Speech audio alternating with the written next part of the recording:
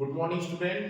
আজকে আমরা আলোচনা করব ড্রিল এবং তার প্রসেস ড্রিলিং কে নিয়ে। ড্রিল এবং ড্রিলিং এই পার্টটা ফিটারের কাটিং টুলস এর অন্তর্গত। ড্রিলিং কি এবং ড্রিলিং কি বিষয়টা আজকে আমরা বুঝবো। দেখো ড্রিল কি, ড্রিল হচ্ছে এক ধরনের কি কাটিং টুল। ড্রিল হচ্ছে কাটিং টুল। আর ড্রিলিং কি? ড্রিলিং হচ্ছে it is the process to create a hole on a workpiece. একটা ওয়ার্কপিসের মধ্যে হোল তৈরি করাকে বলা হয় ড্রিলিং, এবং যার দ্বারা এটা আমরা করে থাকি তাকে বলা হয় ড্রিল।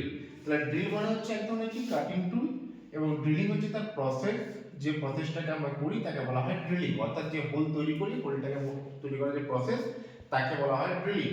আর এই যে ড্রিল বিট দেখছো, এই ড্রিলটাকে আমরা সময় ড্রিল বিটও বলে থাকি। তো ড্রিল বিট তৈরি হয় কি দিয়ে?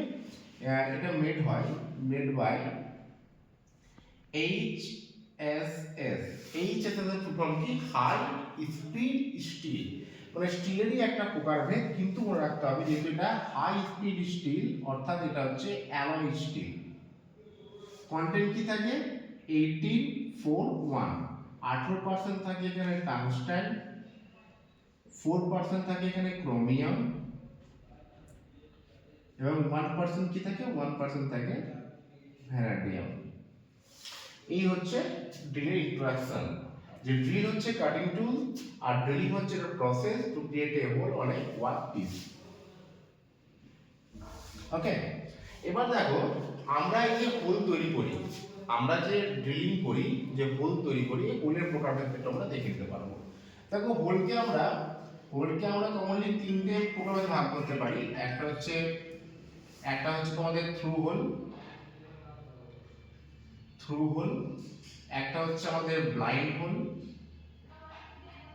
আর একটা হচ্ছে আমাদের পাইলট হোল। থ্রু হোল কথাটার অর্থ কি? থ্রু হোল হচ্ছে যে হোলটা আমাদের এই পাশ থেকে ওপাশ হয়ে যাবে, সম্পূর্ণ যে হোলটা আমরা তৈরি করি তাকে বলা হয় থ্রু হোল।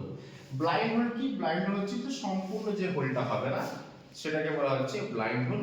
আর পাইলট হোল কি? পাইলট হোল হচ্ছে কোনো বড় আকারের ড্রিল করার আগে সূক্ষ্ম যে হোলটা আমাদের তৈরি করতে হয়, সরু যে হোলটা তৈরি করি তাকে বলা হয় পাইলট হোল। তোমরা কি জানো যে হাফ রাউন্ড চিত্রের দ্বারা কিন্তু পাইলট হোলকে ক্রিয়েট করা হয়। আশা করি বুঝতে পেরেছো আমাদের ড্রিলিং এবং হোলের যে মেথড সেটা আমি তোমাদের সামনে বললাম। এছাড়াও কিন্তু আমাদের দেখতে হবে ড্রিলের পার্টস সম্পর্কে আমরা দেখে নিই। ড্রিলের কি কি পার্টস হয়? দেখো ড্রিলের প্রথমে যে পার্টসটা হয় সেটাকে বলা হয় স্যাঙ্ক। কি বলা হয়? স্যাঙ্ক।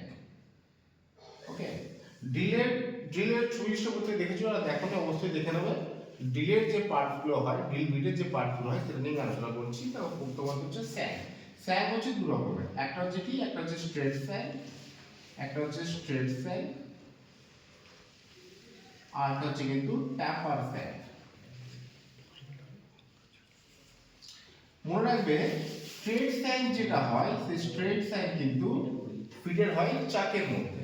হ্যাঁ, স্ট্রেট স্যাঙ্ক কিন্তু হয় কোথায়? চাকের মধ্যে ফিটেড হয় স্ট্রেট স্যাঙ্ক কিন্তু চাকে হয়। আচ্ছা, আর ট্যাপার স্যাঙ্ক যেটা হয় সেটা কিন্তু স্লিপ বা সকেটের মধ্যে ফিটেড হবে।